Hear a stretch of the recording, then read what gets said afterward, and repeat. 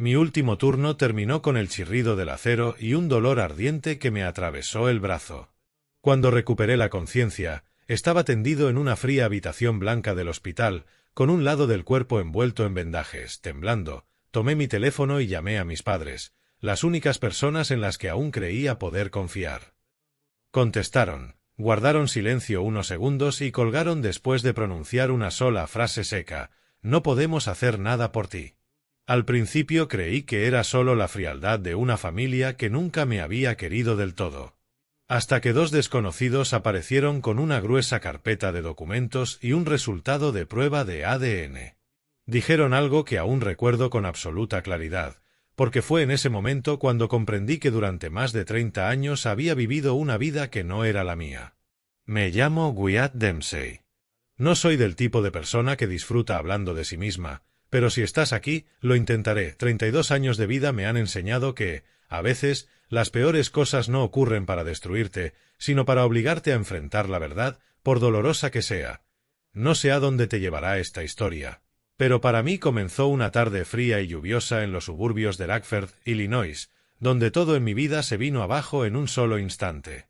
Vivía en un pequeño apartamento alquilado en South Radford, una zona deteriorada de la ciudad, con edificios de ladrillo rojo descolorido y calles llenas de baches. Mi apartamento no tenía nada especial: una diminuta sala, una cocina grasienta en un rincón y una cama pegada a la ventana que daba a la autopista. Cada mañana me levantaba a las 5. Me ponía mi overol azul marino, el casco de seguridad y conducía mi vieja camioneta destartalada hasta Radford Metal Works, donde trabajaba como maquinista. Mi labor consistía en operar la prensa de acero, inspeccionar componentes y asegurar que todo funcionara correctamente. No me quejaba, no causaba problemas y siempre me quedaba horas extra. Mis compañeros me apodaban Quiet Wyatt, Wyatt el callado, porque rara vez hablaba si no era necesario. Para mí, el trabajo era una forma de mantener la mente ocupada, de no pensar en otras cosas, como mi familia, o más bien, lo que pasaba por ser mi familia. Mi sueldo apenas alcanzaba para pagar la renta, la gasolina y unas cuantas necesidades básicas. El resto lo enviaba a mis padres en Beloit, Wisconsin, un pequeño pueblo a 1 hora de Radford. Mi padre, Carl Dempsey, tenía 63 años.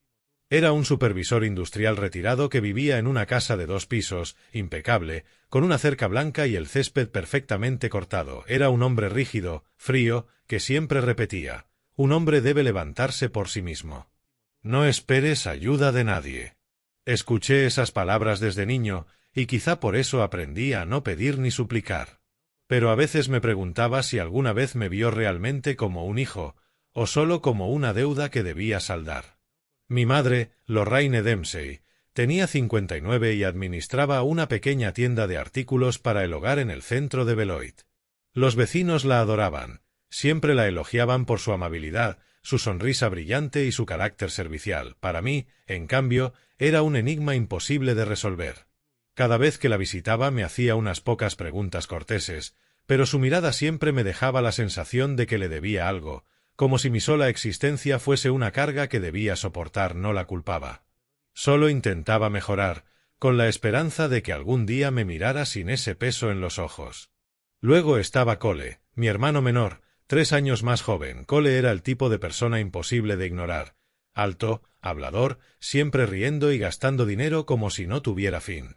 Nunca conservaba un trabajo más de 3 meses, pero mis padres lo adoraban. Lo que Cole pedía, lo tenía: un coche nuevo, papá firmaba el cheque, una deuda de juego, mamá la pagaba en silencio. Mientras tanto, yo seguía conduciendo la misma camioneta destartalada que usaba en la preparatoria. Cada centavo que ganaba lo destinaba a evitar que mi vida se desmoronara. La familia Dempsey era una postal distorsionada donde nada era justo. Recuerdo las cenas familiares alrededor de la mesa de madera del comedor.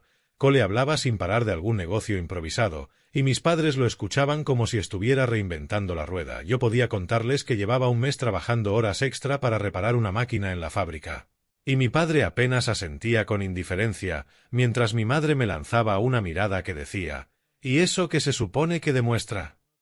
Aprendí a callar, a tragar las palabras que quería decir, esperando que la cena terminara pronto para poder refugiarme en mi habitación. No soy de quejarme, pero aquel favoritismo me hería como una navaja pequeña que corta un poco más cada día. Solía pensar que si me esforzaba más, si trabajaba más duro, si era mejor, tal vez me mirarían distinto.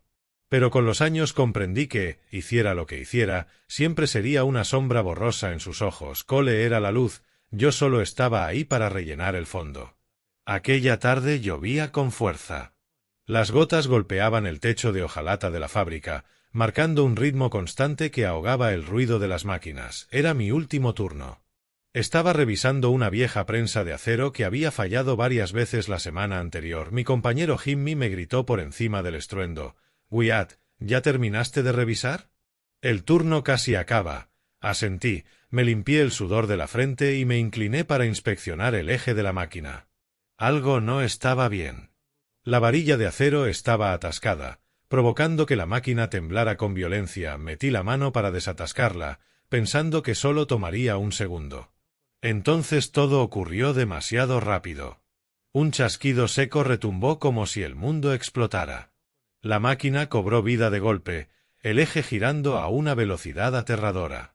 Apenas tuve tiempo de gritar antes de sentir que mi brazo derecho era devorado. El dolor fue tan intenso que me quedé sin aire, sin pensamiento, caí al suelo, la sangre brotando de mi brazo y formando un charco rojo sobre el concreto frío. Escuchaba los gritos de mis compañeros en la distancia, pero todo comenzó a desvanecerse, como si me hundiera en una pesadilla profunda y sin fondo. Cuando abrí los ojos, una luz blanca me cegó. El olor a desinfectante me llenó la nariz y el pitido constante del monitor cardíaco retumbó en mis oídos. Estaba acostado en una cama de hospital, el cuerpo pesado, el brazo derecho dormido y cubierto con gruesas vendas. Un médico estaba a mi lado, su rostro serio, aunque su voz era suave. «¿Estás despierto, Wyatt? Tuviste un accidente grave. Tu brazo derecho sufrió una fractura severa con daño en nervios y músculos. Sin cirugía, podrías perder su movilidad por mucho tiempo». Lo escuché, pero apenas pude asimilarlo. Mi mente solo giraba en torno a una pregunta: ¿cuánto costará la cirugía? El doctor me miró, dudó un momento y solo respondió que debía concentrarme en descansar y recuperarme. Asentí, forzando una débil sonrisa, pero por dentro sentí que mi mundo se derrumbaba. El brazo enyesado latía con un dolor constante, recordándome que cada segundo que pasaba me acercaba más a perder mi sustento. El trabajo era lo único que mantenía mi vida unida. La luz fluorescente del techo me hería los ojos. Cerré los párpados, intentando apartar el miedo y el dolor que me desgarraban el pecho. No tenía buen seguro médico, ni ahorros. Solo un viejo camión, un departamento deteriorado y mis padres, Carl y Lorraine Dempsey, eran mi última chispa de esperanza. A pesar de los años, sintiéndome un extraño dentro de mi propia familia, creía que en un momento como este, con mi brazo casi destrozado, no me darían la espalda. Respiré hondo y tomé el teléfono de la mesita. Cada movimiento me hacía rechinar los dientes del dolor, pero lo ignoré. Marqué el número de la casa en Beloit. Escuché los lentos tonos de llamada, cada uno hundiéndome un poco más. Mi madre contestó. Su voz era suave, pero fría, como si hablara con un empleado del banco y no con su hijo. «¿Qué pasa, Wyatt?» Intenté mantener la voz firme, aunque el corazón me latía con fuerza. «Mamá, tuve un accidente en la fábrica. Mi brazo está muy mal. La cirugía cuesta mucho. Yo necesito ayuda». Esperé. Esperé una pregunta, una palabra de consuelo, cualquier señal de que le importaba, pero solo hubo silencio. Finalmente, habló con tono plano. «Hablaré con tu padre. Espera a que te llamemos». Colgó sin preguntar si estaba bien, si sentía dolor. Apreté el teléfono con fuerza, mirando la pantalla oscura. «Te llamaremos». Las palabras resonaban en mi mente como una promesa frágil que sabía, en el fondo, que nunca se cumpliría. Pero esperé. Me dijo que pronto llamarían. Que tal vez estaban buscando el dinero o ya venían en camino. Imaginé a mi madre entrando a la habitación, tomándome de la mano, y a mi padre dándome una palmada en el hombro, diciendo que todo saldría bien. Me aferré a esa imagen, aunque sabía que era un sueño que ya no tenía fe en perseguir. El tiempo pasó. 1 hora, luego 2, el teléfono seguía en silencio. Miré por la ventana. La lluvia resbalaba por el vidrio, tan borrosa como mis pensamientos. La habitación estaba fría, iluminada solo por el pitido constante del monitor y los pasos lejanos de las enfermeras en el pasillo. Intenté dormir, pero cada vez que cerraba los ojos revivía el momento del accidente. El chirrido del metal, el dolor desgarrándome el cuerpo, me despertaba sobresaltado, empapado en sudor. Y siempre miraba el teléfono, esperando que apareciera una llamada de Beloit. A la mañana siguiente, aún nada, me repetí que quizá estaban ocupados. Que papá odiaba que lo molestaran y mamá siempre tenía 1000 cosas en la tienda, pero cuando el sol ya se alzaba alto y sus rayos entraban por la ventana, supe que me estaba mintiendo. Marqué el número de mi padre. La mano me temblaba tanto que casi se me cae el teléfono. Contestó al tercer timbrazo. Wyatt, su voz era áspera, cargada con la misma irritación que recordaba de toda la vida. ¿Qué pasa? Repetí mi historia, esforzándome por no quebrarme. Papá, tuve un accidente en la fábrica. Mi brazo está muy mal. No puedo pagar los gastos del hospital. Necesito que tú y mamá me ayuden. Esperé, su respuesta llegó rápido, cortante como un cuchillo. No nos molestes. Somos demasiado viejos para ayudarte. Colgó sin una explicación, sin dudar. Me quedé mirando el teléfono, la pantalla negra tragándose el último resto de esperanza que me quedaba. Sentí que el pecho se me apretaba, como si me faltara el aire. Quise gritar, volver a llamar, exigirle una razón, pero no pude. Solo me quedé sentado, en silencio, sintiendo que una parte de mí había muerto. Esa tarde, mientras intentaba distraerme, abrí el teléfono y comencé a desplazarme por redes sociales. Entonces vi una publicación de Cole, mi hermano menor, una foto de toda la familia reunida alrededor de un enorme pastel. Las velas encendidas, sonrisas radiantes en los rostros de mis padres y de Cole. El texto decía: «Feliz cumpleaños, papá. La familia lo es todo». Me quedé mirando esa foto, esos rostros familiares, esas sonrisas llenas de alegría, y sentí como si una cuchilla me atravesara el corazón. Ellos estaban celebrando, riendo, mientras yo yacía solo en un hospital, con un brazo destrozado y una deuda médica que me aplastaba. No estaba en esa foto. Nunca lo había estado realmente. Apagué el teléfono y lo dejé al pie de la cama. El dolor físico ya no importaba, la soledad me consumía por completo. No lloré. No me quedaban fuerzas, solo me quedé ahí, escuchando la lluvia golpear el cristal. El repiqueteo constante parecía contar la historia de mi vida, días de esfuerzo, esperanzas rotas y miradas frías de aquellos a quienes llamaba familia.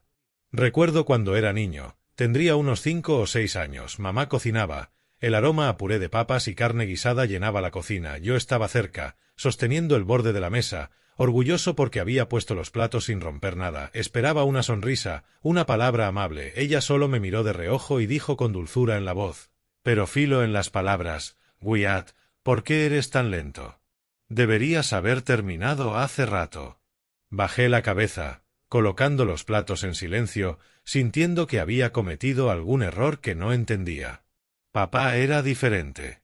Hablaba poco, pero cada palabra caía como una piedra. Nunca me preguntó qué me gustaba o cómo me sentía. No compartía historias de su trabajo, solo daba órdenes. «Wyatt, limpia el garaje. Wyatt, arregla el coche. Wyatt, no me hagas perder el tiempo».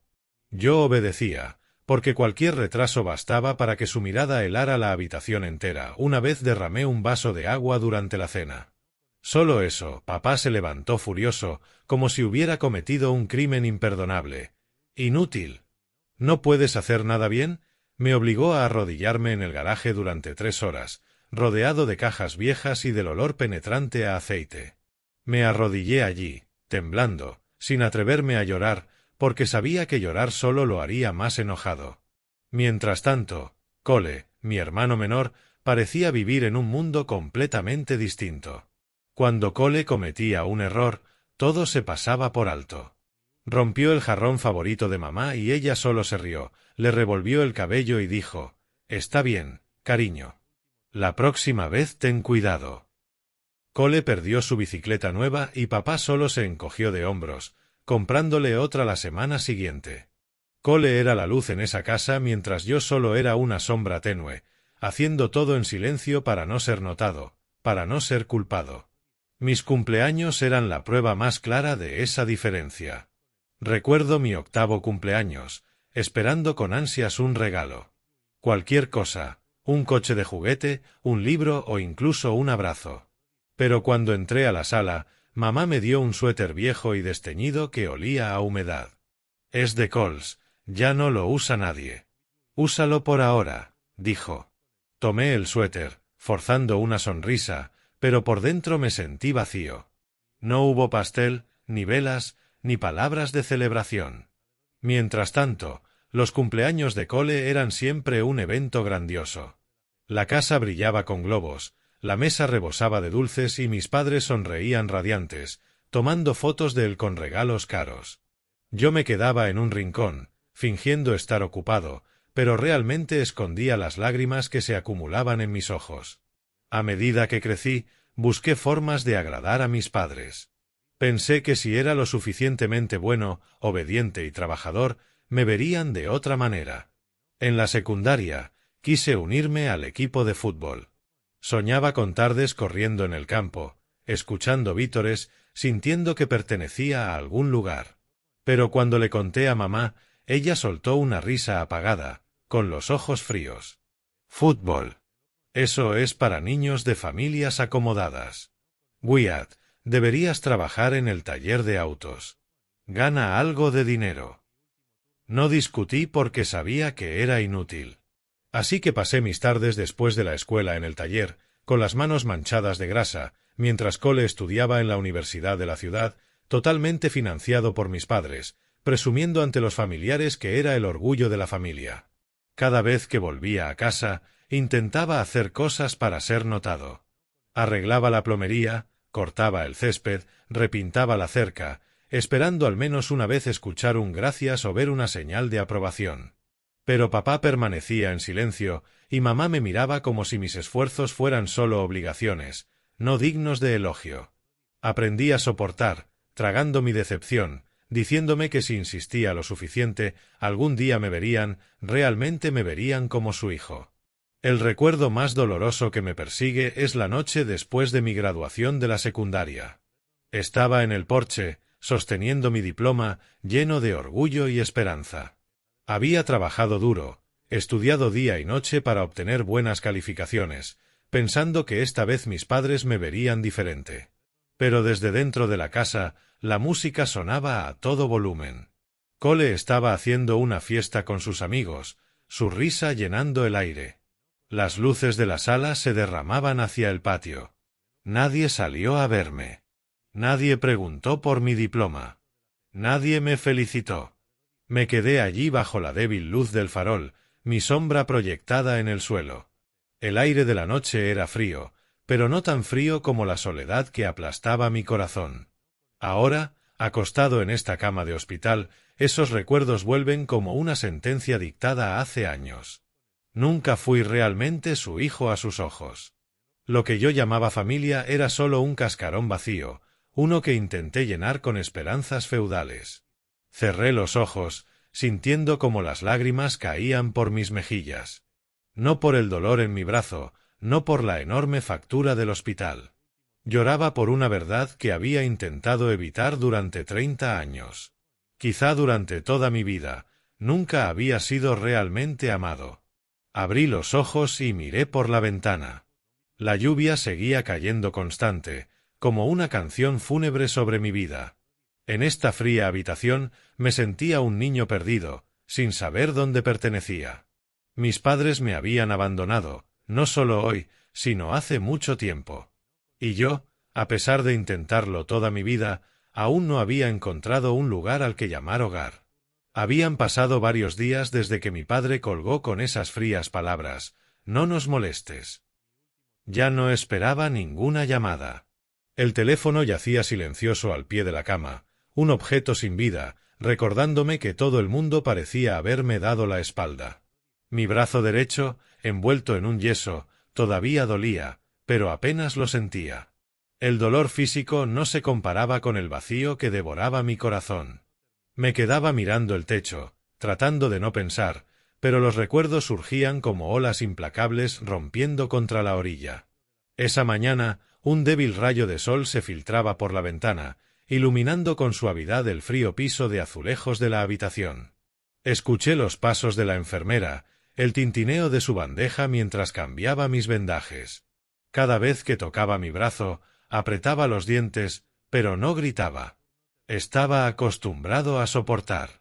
Ella me ofreció una sonrisa amable, unas pocas palabras de consuelo, pero solo asentí, sin responder. No quería hablar, no quería compasión. Solo quería estar solo, dejar que el dolor se asentara. Entonces la puerta se abrió de golpe, sobresaltándome. Entraron dos hombres, firmes, compuestos, que dejaban claro que no eran visitantes comunes. Uno era alto, con cabello sal y pimienta, vestido con un traje gris.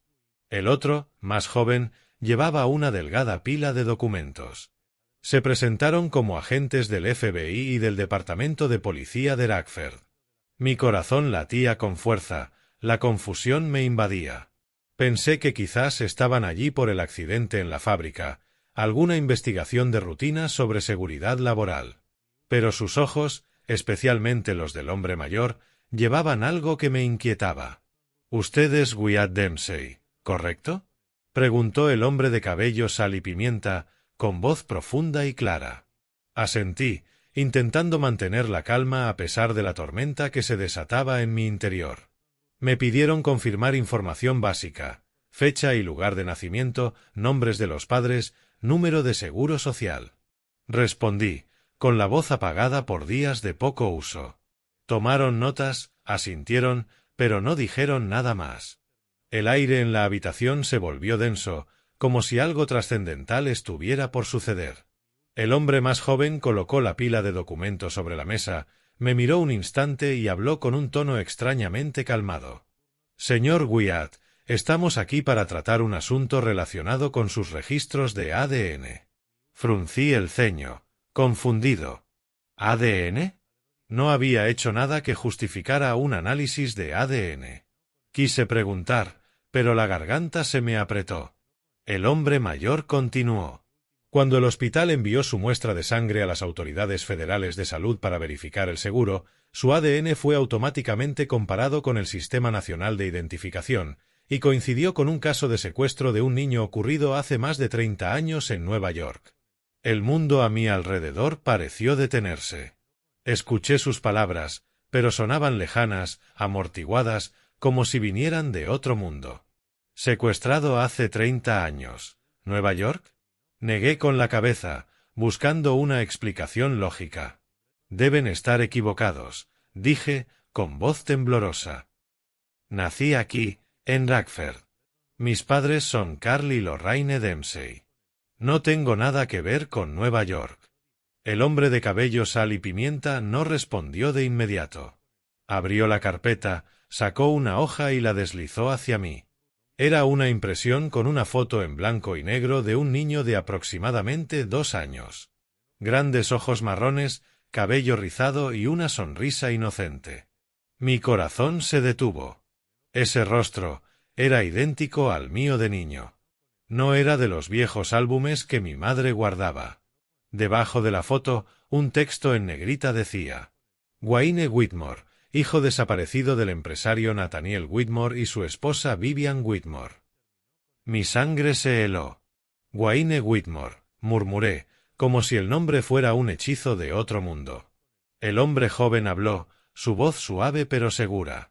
Sus padres biológicos, Nathaniel y Vivian, entregaron muestras de ADN hace años, esperando algún día encontrar a su hijo. Después de casi 3 décadas, mediante la coincidencia en la base de datos federal, descubrimos que su muestra coincide perfectamente con su perfil. No pude hablar. Mi mente estaba en blanco, con una frase repitiéndose como un disco rayado. Durante 30 años he vivido en una familia que no es la mía. Quise reír, pensando que era una broma, pero la seriedad en los rostros de los hombres no dejaba lugar a dudas. No mentían. No estaban equivocados. El hombre mayor me entregó otra hoja, pidiéndome firmar un consentimiento para una segunda prueba de ADN para verificación completa. Tomé el bolígrafo, la mano temblando tanto que la tinta se corrió sobre el papel. Firmé, sin saber lo que hacía, solo sabiendo que necesitaba respuestas, sin importar cuán aterradoras fueran. Antes de irse, me dieron una tarjeta de presentación. Un abogado que representaba a la familia Whitmore se reuniría conmigo a la mañana siguiente. Han estado esperándolo por mucho tiempo, dijo el hombre mayor, suavizando su voz, como si también sintiera el peso del momento. Cuando la puerta se cerró, me quedé allí, todavía sosteniendo la tarjeta. El pitido constante del monitor del corazón llenaba la habitación, pero yo ya no lo escuchaba. Nathaniel Whitmore, Vivian Whitmore, nombres tan extraños y, sin embargo, ligados a mí por un hilo invisible que no podía comprender. Recordé los años siendo menospreciado, llamado inútil, las miradas frías de Carl, las palabras dulces pero punzantes de Lorraine. Recordé las cenas familiares donde nunca pertenecí. Los cumpleaños sin pastel ni regalos.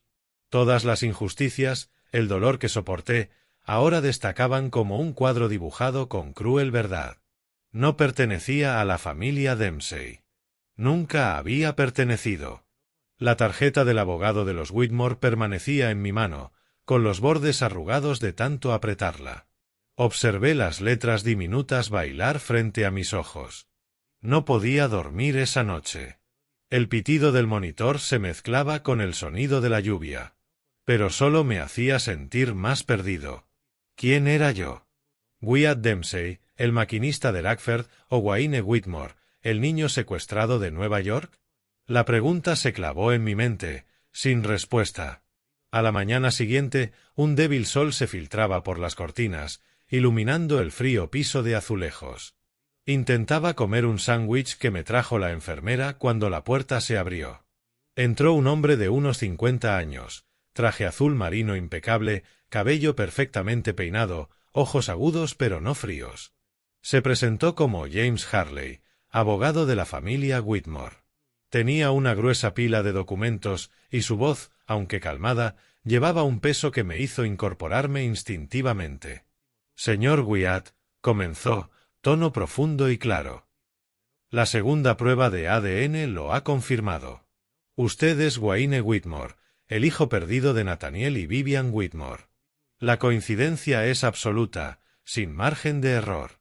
Deslizó la pila de documentos hacia mí. Encima había una hoja llena de números y gráficos que no podía descifrar, pero la línea en negrita al final me quemó los ojos. Probabilidad de coincidencia 99%. Lo miré, temblando, incapaz de articular palabra. Wayne Whitmore, ese era yo. Aún no podía creerlo. Harley continuó. Nathaniel Whitmore ha sido informado. Está viajando desde Nueva York para verlo. Está ansioso por conocerlo.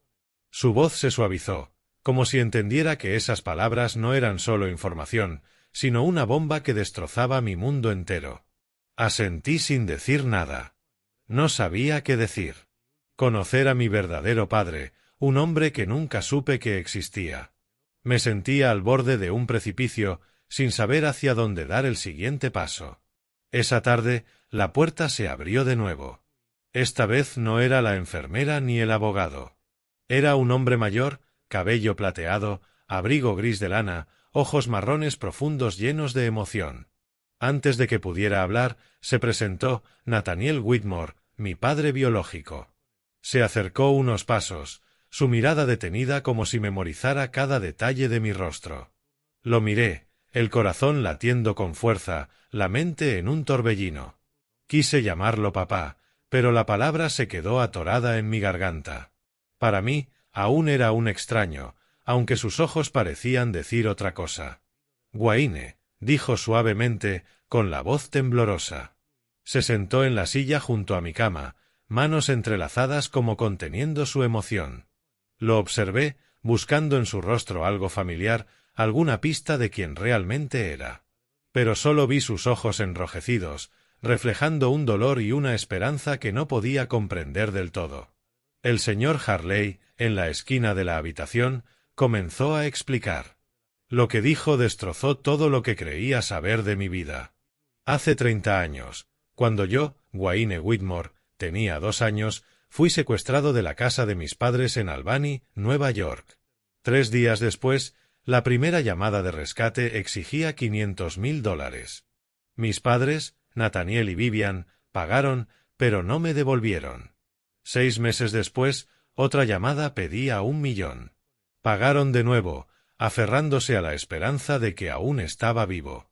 2 años después, un tercer rescate exigió 1,5 millones. En total, fueron extorsionados por 3 millones, pero yo seguía desaparecido. Los secuestradores amenazaron con matarme si la policía intervenía, por lo que mis padres actuaron en secreto. Cuando finalmente la autoridad intervino, todas las pistas habían desaparecido. Las cuentas intermedias eran falsas y no quedaban indicios confiables. El caso se convirtió en uno de los secuestros más prolongados de Nueva York y nadie esperaba que aún estuviera vivo. Luego, Harley dijo algo que me heló la sangre. El FBI ha identificado a los secuestradores. Eran Carl y Lorraine Dempsey, las personas a las que ha llamado sus padres durante 30 años. Mi sangre dejó de fluir. Carl, el hombre frío que siempre me daba órdenes. Lorraine, la mujer con su sonrisa falsa y miradas despreciativas. Habían trabajado empleos temporales para la familia Whitmore. Carl como guardia de seguridad en su complejo residencial, Lorraine como empleada doméstica a tiempo parcial. Conocían las rutinas y horarios de la familia al detalle. Después de quedarse con el dinero, huyeron de Nueva York, cambiaron sus identidades, obtuvieron documentos falsos y crearon un nuevo certificado de nacimiento para mí con el nombre de Wyatt Dempsey, alegando que había nacido en Illinois. Con esos papeles falsificados, me matricularon en la escuela y me criaron como un niño normal, sin que nadie sospechara nada durante casi 3 décadas. Me quedé sentado, atónito. Cada palabra era un cuchillo clavándose en mi corazón. Las personas que llamaba padres, las que me habían abandonado en ese hospital, eran las mismas que me habían robado a mi verdadera familia. No solo me quitaron la infancia. Construyeron toda una mentira para cubrir su crimen. Cada mirada fría, cada insulto, cada momento en que sentí que no pertenecía, todo tenía sentido ahora. No me amaban porque no era su hijo. Yo era solo una mercancía, un secreto que debían mantener oculto. Miré a Nathaniel, mi verdadero padre, sentado frente a mí, los ojos enrojecidos pero intentando mantener la compostura. «Nunca dejamos de buscarte», dijo, con voz firme pero cargada de emoción. «Cada día durante 30 años, tu madre y yo rezamos para que siguieras vivo». Quise decir algo para consolarlo, pero no pude. Las palabras se me atragantaban en la garganta y solo sentía una tormenta interna, rabia, dolor y un vacío que no podía nombrar. Unas semanas después, me dieron el alta del hospital. Mi brazo derecho, aún enyesado, dolía con cada movimiento, un recordatorio constante de aquel fatídico día en la fábrica. Pero mi cuerpo estaba lo suficientemente estable como para dejar atrás la fría habitación hospitalaria. Durante todo ese tiempo, Nathaniel estuvo a mi lado. Organizó un médico privado, cubrió todos los gastos de cirugía y nunca me presionó para llamarlo papá. Simplemente se presentaba todos los días, trayendo café, periódicos, o a veces, simplemente sentándose junto a mí, compartiendo historias sobre Nueva York que yo nunca había conocido. Podía percibir su paciencia, como si entendiera que necesitaba tiempo para aceptar la verdad, que no era Wyatt Dempsey, sino Wayne Whitmore, el hijo que había perdido casi 3 décadas. Aún así, por más amable que fuera Nathaniel, no podía sacudirme la tormenta que rugía dentro de mí. Cada noche, acostado en la cama, los recuerdos de Carl y Lorraine regresaban con fuerza. Las miradas frías de Carl, las sonrisas falsas de Lorraine, sus palabras punzantes como cuchillos. Ellos me habían criado, pero también me habían robado, haciéndome parte de su mentira. No sabía qué sentir, ira, dolor o simplemente vacío. Pero una cosa estaba clara, necesitaba enfrentarlos. No para perdonar, ni para acusar, sino para escuchar la verdad de sus propias bocas. Una mañana, mientras la luz pálida del sol se filtraba por las cortinas, miré a Nathaniel y dije: «Quiero verlos, Carl y Lorraine. Necesito escuchar sus razones». Nathaniel me miró, con un destello de sorpresa en los ojos, pero luego asintió. «Está bien», Wayne. Iré contigo. Me llamó por mi verdadero nombre, y esta vez no lo corregí. Solo asentí, sintiendo que habíamos dado un pequeño paso entre nosotros. Nos dirigimos a Bo, Wisconsin, el lugar al que había llamado hogar durante 30 años. El auto avanzaba por calles familiares, entre campos de maíz dorados bajo el sol, pasando por viejos anuncios que podía imaginar con los ojos cerrados. Pero hoy, todo se sentía diferente. Ya no era Wyatt Dempsey regresando a visitar a la familia. Era Wayne Whitmore, un desconocido enfrentando su pasado. El coche se detuvo frente a la conocida casa de 2 pisos. La cerca blanca seguía allí, con la pintura descascarada en algunos lugares. Los escalones de madera crujían bajo mis pies. La vieja maceta descansaba silenciosa en el porche, como si el tiempo se hubiera detenido. Pero al estar frente a la puerta, un escalofrío recorrió mi espalda. Cada ladrillo, cada marco de ventana guardaba recuerdos. No recuerdos cálidos, sino recuerdos de noches en el porche sosteniendo un diploma que a nadie le importaba. Cenas familiares donde yo era solo una sombra. Días intentando ser amado, solo para recibir desprecio. Toqué la puerta, el corazón latiéndome con fuerza. Nathaniel estaba detrás de mí, en silencio, pero su presencia me daba fuerza. La puerta se abrió y apareció Lorraine.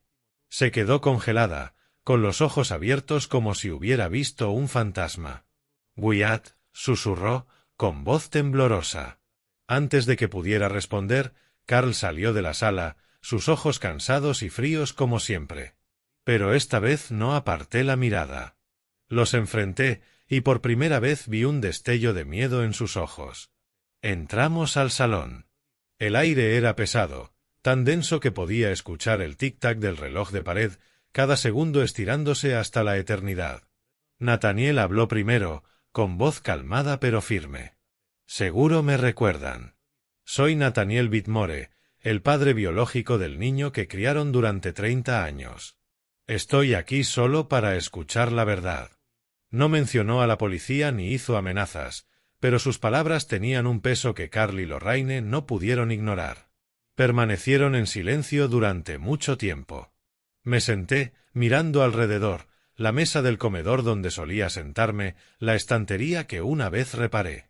Todo era familiar, pero ahora parecía un sueño que se había disuelto. Finalmente, Carl habló, con voz que ya no tenía la dureza que conocía. «No teníamos elección», dijo, mirando al suelo. Nathaniel colocó sobre la mesa la pila de documentos, pruebas irrefutables del FBI. Carl los miró y vi cómo sus hombros se hundían como si toda su fuerza se hubiera agotado. Comenzó a hablar, cada palabra como un cuchillo clavándose en mi corazón.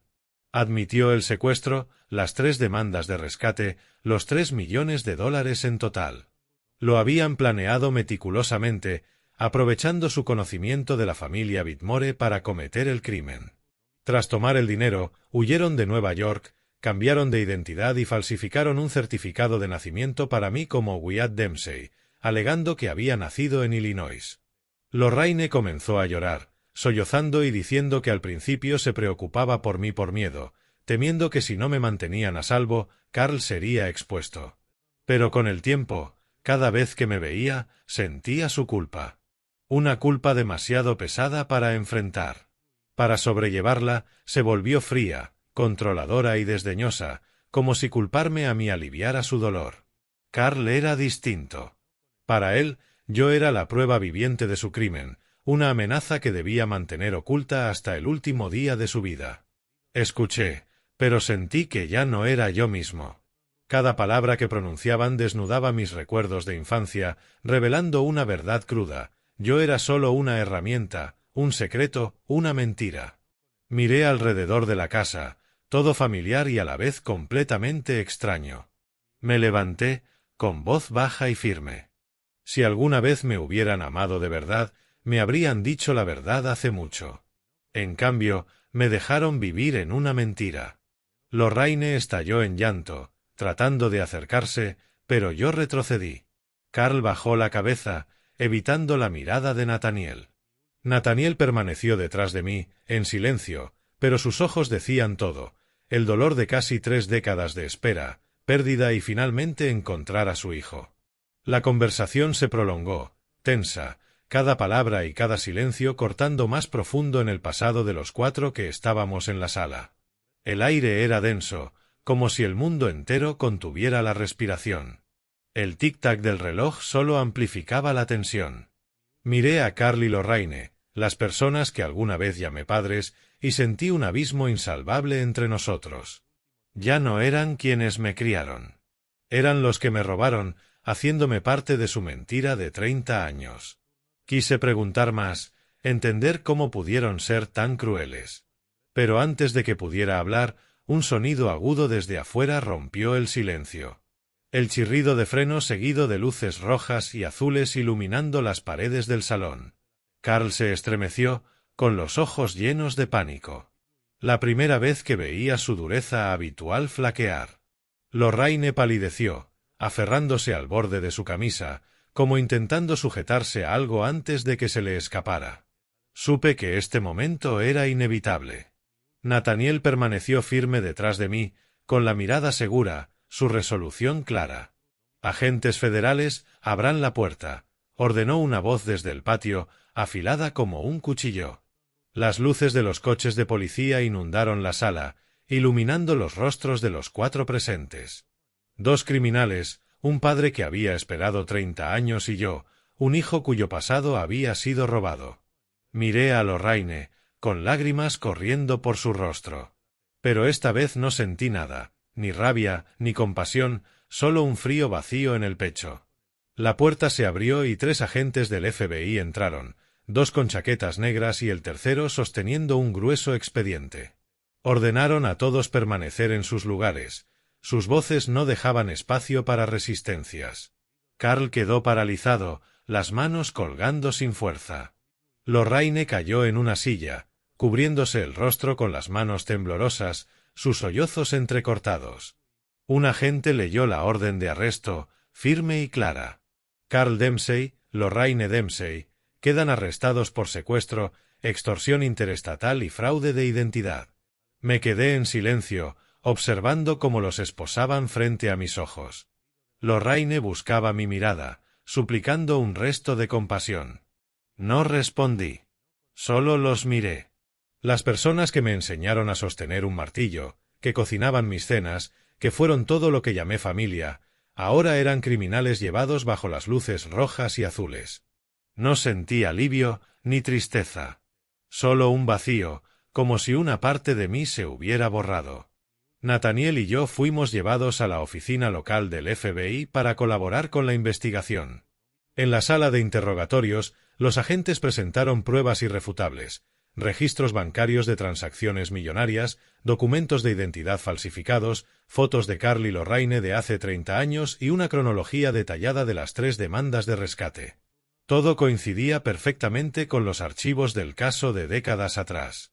Escuché cada detalle, sintiéndome como si estuviera viendo la película de otra vida. No la mía, no la de Wayne Whitmore. Carl permaneció en silencio durante todo el interrogatorio, con la mirada vacía, como aceptando su destino. Lorraine era distinta. Afirmó que solo seguía la iniciativa de su esposo, que todo había ido demasiado lejos. Su voz temblaba, pero no quise escucharla. Sus excusas no podían cambiar la verdad. Me habían robado a mis verdaderos padres, construido una vida sobre mentiras y me habían abandonado cuando más los necesitaba. Los investigadores nos informaron que Carl y Lorraine serían procesados en Nueva York, donde ocurrió el secuestro. Podrían enfrentar cadena perpetua. Escuché, pero no dije nada. Solo quería salir de esa sala y escapar de las pruebas, confesiones y recuerdos que pesaban sobre mis hombros. En el pasillo de la oficina del FBI, me senté en un banco de madera, mirando a través del ventanal. Las luces rojas y azules de los coches de policía aún parpadeaban, reflejándose en mi rostro, difusas y brillantes. No sabía qué sentir: alivio, dolor, vacío. El hombre que me enseñó a sostener un martillo, la mujer que cocinaba mis cenas, ahora eran criminales. A pesar de su crueldad y egoísmo, en el fondo seguían formando parte de mis recuerdos de infancia. Verlos llevados dolió más de lo que esperaba. Nathaniel se sentó a mi lado, en silencio, colocando suavemente una mano sobre mi hombro. Sabía que había perdido ambos mundos, pasado y presente, en un solo día. Aunque me había encontrado después de 30 años, entendía que la herida dentro de mí no era solo sobre identidad, sino sobre confianza. Silenciosamente le dijo al investigador que él se encargaría de todos los procesos legales y que no quería presionarme más. Lo miré, con gratitud mezclada con una sensación de extrañeza. Era mi padre, pero aún no sabía cómo llamarlo así. En los días posteriores al arresto de Carly Lorraine, todo el país parecía hablar de mi historia. Los medios la cubrieron sin descanso, desde noticias nacionales hasta periódicos locales. El nombre Wyatt Dempsey desapareció, reemplazado por Wayne Whitmore, mi verdadero nombre, impreso con letras grandes en los archivos del FBI y en los titulares. Niño desaparecido durante 30 años encontrado, escribieron como si fuera un milagro. Pero para mí, cada línea era un cuchillo, un recordatorio de los años que me robaron. Nathaniel se quedó en Bloid, alquilando una habitación en un pequeño hotel cerca del centro. No me presionó para mudarme a Nueva York ni para llamarlo papá de inmediato, ni para convertirme completamente en Wayne Whitmore. Simplemente permaneció a mi lado, trayendo café caliente y un sándwich cada mañana, desayunando conmigo en la tranquila habitación. No hablábamos mucho. A veces contaba historias de las calles de Albany, de las hojas doradas del otoño o de las excursiones de pesca con su padre cuando era joven. Yo escuchaba, asentía, pero por dentro todavía había un vacío. Éramos como dos desconocidos intentando conocernos después de 30 años separados. Una tarde, mientras el atardecer teñía de oro la pequeña calle frente al hotel, Nathaniel se sentó frente a mí, con los ojos suaves pero llenos de significado. —¿Quieres ir a Nueva York?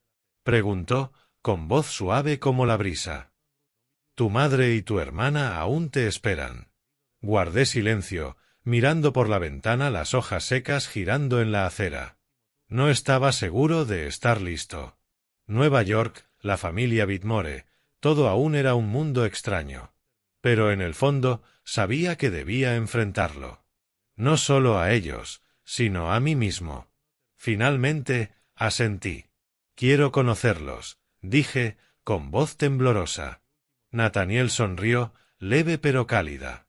Puso una mano sobre mi hombro, un toque breve, pero suficiente para sentir cómo la distancia entre nosotros empezaba a cerrarse. 2 días después, abordamos un vuelo hacia Albany. Desde el aeropuerto, un coche nos llevó por calles bordeadas de árboles hasta la finca Whitmore, el lugar donde, 30 años atrás, me habían robado. Miré por la ventana, viendo altos robles y casas de estilo antiguo entre el follaje. Todo se sentía a la vez desconocido y extrañamente familiar, como si viajara atrás en el tiempo hasta donde todo comenzó. Cuando la reja de hierro se abrió, apareció la majestuosa casa antigua, con su techo oscuro de tejas y paredes cubiertas de hiedra, destacando entre el verde. Salí del coche, con las piernas de plomo. Nathaniel caminó a mi lado, en silencio, pero sus ojos parecían guiarme. Entonces, la puerta principal se abrió y Vivian Whitmore, mi madre biológica, apareció en el porche. Se quedó paralizada, con los ojos abiertos, incapaz de creer que yo estuviera allí. Por un momento, el tiempo se detuvo. La miré, viendo sus ojos del mismo color marrón que los de Nathaniel, las líneas de los años marcando su rostro. Y entonces, las lágrimas cayeron. Vivian se lanzó hacia mí, envolviéndome en un abrazo. Me quedé rígido, sin saber qué hacer, pero luego apreté los brazos, correspondiendo su abrazo. Lloramos, sin poder contenernos. Tocó mi rostro, sus dedos temblando, como si quisiera memorizar cada rasgo para compensar los años perdidos. Wayne, susurró, con la voz entrecortada, mi hijo. Por primera vez en mi vida, sentí la verdadera calidez de una familia, algo que no había conocido en 30 años. Nathaniel permaneció cerca, en silencio, con lágrimas corriendo por sus mejillas. Tras 3 décadas de búsqueda, finalmente veía a su esposa abrazar a su hijo. Desde la escalera descendió otra mujer. Violet Whitmore, mi hermana biológica. Se quedó allí, con las manos temblorosas, los ojos vacilantes. Luego avanzó, colocando una mano sobre mi brazo vendado y rompió a llorar. Asentí, con los labios temblorosos, sin saber qué decir. La mezcla de familiaridad y distancia me hizo doler el corazón. Nos abrazamos, 2 hermanos reunidos después de 30 años, separados por un abismo que el tiempo no podía medir. En la sala, vi fotos familiares en las paredes, recuerdos antiguos preservados como tesoros. Vivian, con la voz quebrada, me dijo que nunca había vaciado la habitación destinada al niño Wayne. Cada semana la limpiaba, como si pudieras volver en cualquier momento, dijo. Ella me condujo escaleras arriba y abrió la puerta de una pequeña habitación. Dentro, vi un carrito de juguete de madera, una manta de lana verde y una vieja foto familiar sobre la mesa. Me arrodillé, tocando el juguete, sintiendo como si estuviera tocando un pedazo de mi infancia robada. Las lágrimas caían demasiado rápido para poder secarlas. Esa noche, nos reunimos para nuestra primera cena juntos en 30 años. Sin música, sin fanfarrias, solo una comida sencilla. La luz de las velas parpadeando y los ojos llenos de lágrimas. No dije mucho, escuchando en silencio la risa de Violet, las historias de Vivian y la cálida voz firme de Nathaniel. Traté de grabar cada momento en mi memoria, temiendo que si cerraba los ojos, todo desapareciera como un sueño. Al final de la cena, Vivian me agarró la mano con fuerza. Nada puede compensar los años que perdimos, dijo, con la voz temblorosa. Pero pasaremos el resto de nuestras vidas intentándolo. Nathaniel nos miró, sus ojos brillantes pero teñidos de tristeza. Asentí levemente, sin decir nada. El dolor dentro de mí no había desaparecido, pero por primera vez sentí que realmente tenía un lugar al que podía llamar hogar. El juicio contra Carly Lorraine Dempsey rápidamente se convirtió en el centro de atención de todo el país. Televisión y periódicos repetían el mismo titular: caso de secuestro de hace 30 años finalmente cerrado. El nombre de Wyatt Dempsey desapareció de todos los documentos, reemplazado por Wayne Whitmore, como si estuviera entrando en una nueva vida, con una nueva identidad. Pero para mí, cada línea en los periódicos, cada comentario en la televisión, era un recordatorio doloroso de que había vivido una mentira durante casi 3 décadas. El caso fue transferido al Tribunal Federal en Nueva York, donde todo había comenzado. Me invitaron a asistir al juicio como víctima, pero no quería subir al estrado ni contar mi historia para que todo el mundo la escuchara.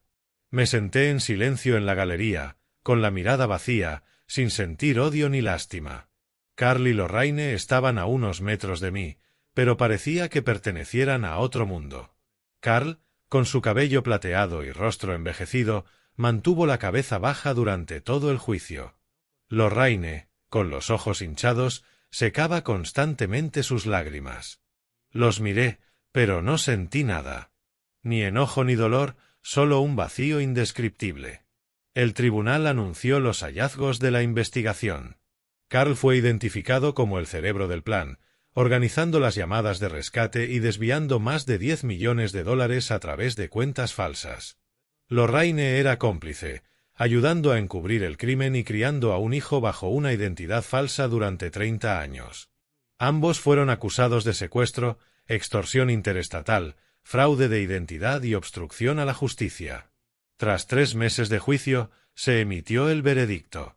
Carl recibió cadena perpetua sin posibilidad de libertad condicional. Lorraine fue sentenciada a 30 años, con posibilidad de reducción si cooperaba en futuras investigaciones. Cuando se leyó el veredicto, los sollozos de Lorraine resonaron en la sala silenciosa. Carl solo inclinó la cabeza, con la mirada vacía, como si desde hace mucho hubiera aceptado su destino. Salí de la sala antes de que el público se pusiera de pie. No podía mirarles más, no por odio, sino porque el dolor ya era suficiente. Afuera del tribunal, los reporteros me rodeaban, micrófonos extendidos hacia mi rostro, preguntas lloviendo como la lluvia. ¿Cómo se siente con la condena de los secuestradores? ¿Puede perdonarlos? Me detuve, respiré hondo y respondí solo una cosa: ya no los odio. Solo quiero vivir como mi verdadero yo. Luego caminé, dejando atrás las cámaras y el ruido. Regresé a Albany con Nathaniel y Vivian. Me ofrecieron quedarme en la mansión Whitmore, pero pedí mudarme a un pequeño apartamento cerca del centro de la ciudad. Necesitaba tiempo para adaptarme, para encontrarme a mí mismo entre las ruinas de mi pasado. El nuevo apartamento no era muy distinto de mi antigua vivienda en Rackford. Pequeño, sencillo, con una ventana que daba a una calle ruidosa. Pero allí me sentía más ligero, como si cada respiración fuera una oportunidad de empezar de nuevo. Siguiendo el consejo de Nathaniel, comencé a asistir a sesiones de terapia. La terapeuta me sugirió escribir mis recuerdos como forma de sanar.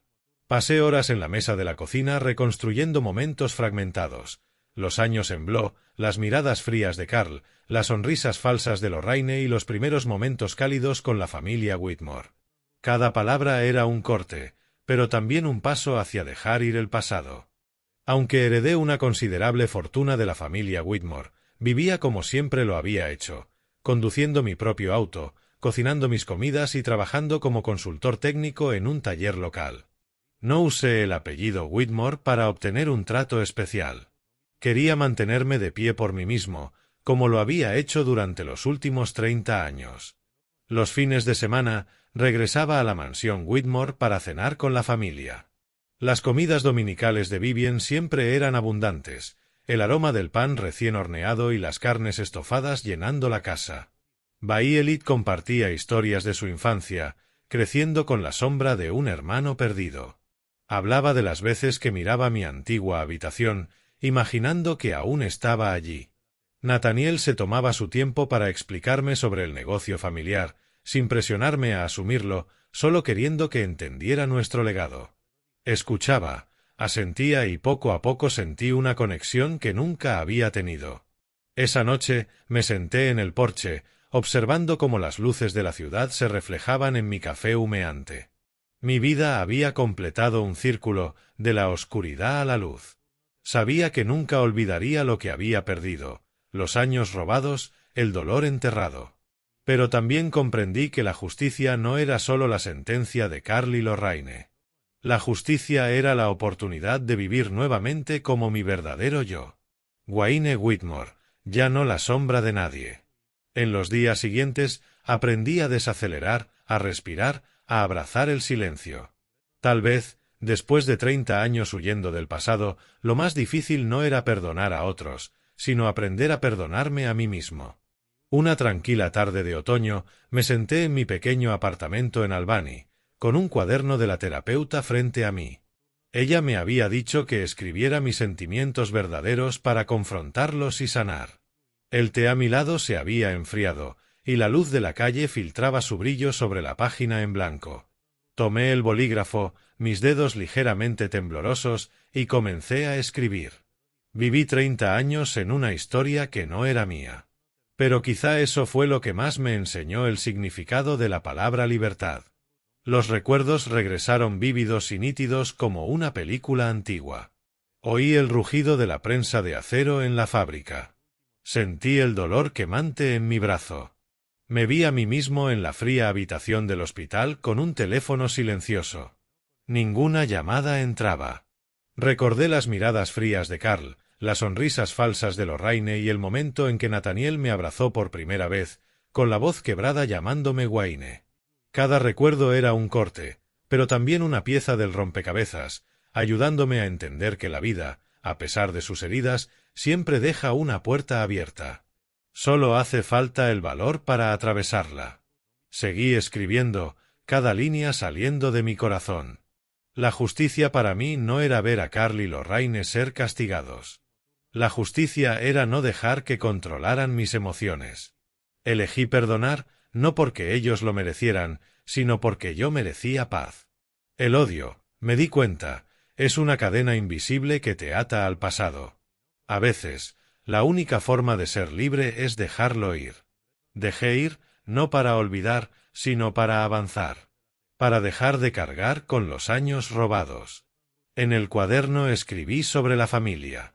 No solo sobre dónde naces, sino dónde eliges pertenecer. Una vez pensé que no tenía a nadie, que era una sombra solitaria en la casa de Carl y Lorraine. Pero con Nathaniel, Vivien y Baielit, entendí que la familia no es solo sangre. Está en la forma en que abren su corazón, en cómo caminan pacientemente por tu dolor. Vivien no trató de borrar mi pasado. Me tomó de la mano, guiándome entre las heridas. Nathaniel no me presionó para convertirme en heredero. Solo quería que supiera que siempre tenía un hogar. Baielit, con sus historias de infancia, me mostró que nunca fui olvidado, incluso cuando no sabía que existían.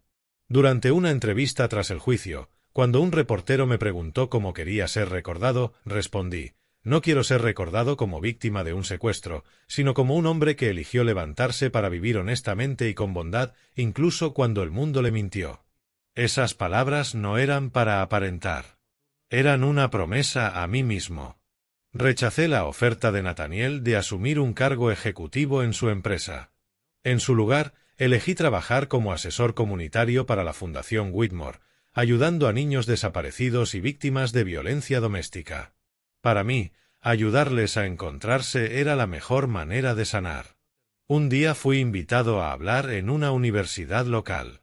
Frente a cientos de estudiantes, miré sus ojos jóvenes y esperanzados y dije: a veces no podemos elegir de dónde venimos, pero siempre podemos elegir cómo vivir después. Compartí mi historia, no para presumir, sino para mostrar que la vida, por dura que sea, siempre tiene una salida. Les insistí en valorar lo simple: un hogar, una comida, alguien dispuesto a escuchar, porque eso fue lo que perdí durante 30 años. Y les recordé: no dejen que su pasado los defina. Es de dónde vienes, no a dónde tienes que quedarte. Al amanecer, cerré el cuaderno. Salí al balcón, sintiendo la fresca brisa otoñal. El cielo cambiaba de color, el radiante sol filtrándose entre los árboles como la luz que pensé que nunca volvería a ver. Respiré hondo y, por primera vez, me sentí ligero. Ya no era el niño robado, ni Wyatt Dempsey viviendo una mentira. Era Wayne Whitmore, un hombre que se había encontrado entre los fragmentos de su pasado. De pie en el balcón, viendo los primeros rayos del amanecer atravesar los árboles, vibrantes y cálidos, reflexioné sobre mi vida. Después de 30 años, aprendí que la justicia no es solo un veredicto en un tribunal. Es la verdad desnuda, por dolorosa que sea. El amor no es solo sangre, sino la manera en que la gente decide quedarse, tomar tu mano y acompañarte entre las heridas. Y la felicidad, a veces, no es recuperar lo perdido, sino aprender a valorar lo que queda. Un hogar, una comida, una mirada sincera. Yo, Wayne Whitmore, había encontrado la luz entre los pedazos rotos, y supe que, con suficiente valor, cualquiera podría hacer lo mismo.